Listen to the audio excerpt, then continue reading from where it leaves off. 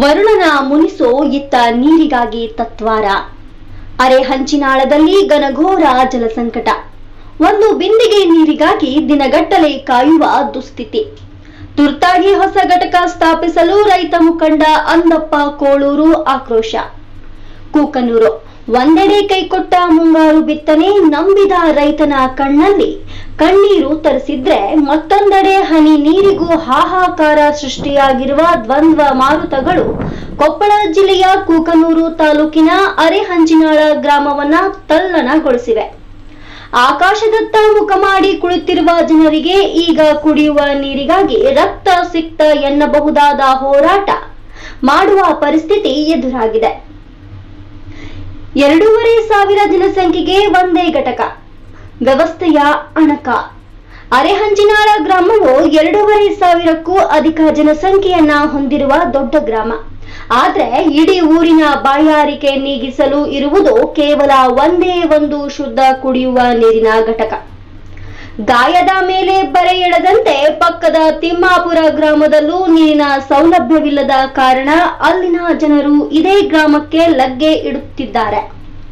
ಪರಿಣಾಮ, ಒಂದು ಕ್ಯಾನ್ ನೀರಿಗಾಗಿ ಸಾರ್ವಜನಿಕರು ಹಗಲು ರಾತ್ರಿ ಎನ್ನದೇ ದಿನಗಟ್ಟಲೆ ಸರತಿ ಸಾಲಿನಲ್ಲಿ ತಪಸ್ಸು ಮಾಡಬೇಕಾದ ಅನಿವಾರ್ಯತೆ ಸೃಷ್ಟಿಯಾಗಿದೆ.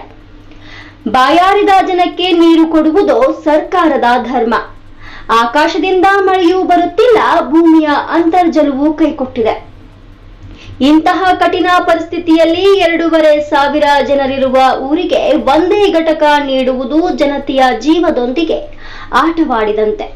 ತಕ್ಷಣವೇ ಗ್ರಾಮದ ಇನ್ನೂ ಒಂದೆರಡು ಆಯಾ ಕಟ್ಟಿನ ಸ್ಥಳಗಳಲ್ಲಿ ಹೊಸ ಶುದ್ಧ ಕುಡಿಯುವ ನೀರಿನ ಘಟಕಗಳನ್ನ ಯುದ್ಧೋಪಾದಿಯಲ್ಲಿ ಸ್ಥಾಪಿಸಬೇಕು.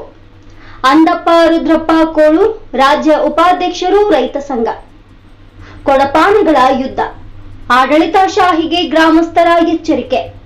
ಕೂಲಿ ನಾಲಿ ಬಿಟ್ಟು ಮಹಿಳೆಯರು, ವೃದ್ಧರು ಬಿಸಿಲಿನಲ್ಲಿ ಕೊಡಪಾನಗಳನ್ನ ಹಿಡಿದು ಬೀದಿ ಬೀದಿ ಅಲಿಯುತ್ತಿರುವುದು ಆಡಳಿತಶಾಹಿಯ ನಿರ್ಲಕ್ಷ್ಯಕ್ಕೆ ಹಿಡಿದ ಕನ್ನಡಿಯಾಗಿದೆ. ಈ ಜಲಕ್ಷಾಮ ಹೀಗೆಯೇ ಮುಂದುವರೆದ್ರೆ ಗ್ರಾಮಸ್ಥರ ತಾಳ್ಮೆ ಹಳಿ ತಪ್ಪಲಿದ್ದು, ಅಧಿಕಾರಿಗಳು ತಕ್ಷಣವೇ ಎಚ್ಚೆತ್ತುಕೊಂಡು ಹೊಸ ಘಟಕಗಳನ್ನ ಮಂಜೂರು ಮಾಡದಿದ್ರೆ ಉಗ್ರ ಪ್ರತಿಭಟನೆ ಹಮ್ಮಿಕೊಳ್ಳಲಾಗುವುದು ಎಂದು ಗ್ರಾಮಸ್ಥರು ಹಾಗೂ ರೈತ ಮುಖಂಡರು ಜಂಟಿಯಾಗಿ ಎಚ್ಚರಿಸಿದ್ದಾರೆ.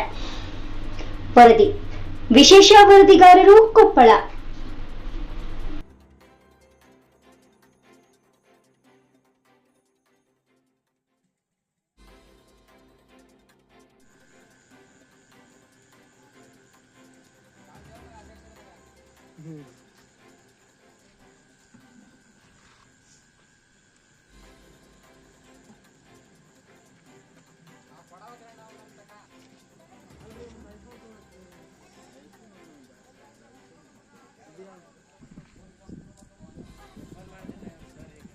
ಈ ಕೊಪ್ಪಳ ಜಿಲ್ಲೆ ಈಗ ಏನೈತಿ ಅಂದ್ರೆ ಎರೆಹಂಚ ಗ್ರಾಮದಲ್ಲಿ ಈಗ ಶುದ್ಧ ನೀರು ಕುಡಿಯೋ ನೀರಿನ ಘಟಕ ಈ ಒಂದೇದೈತಿ. ಈಗ ಇನ್ನೊಂದು ಶುದ್ಧ ನೀರಿನ ಘಟಕನ ಒಂದು ಸ್ಥಾಪನೆ ಮಾಡ್ಬೇಕು ಸರ್ಕಾರ.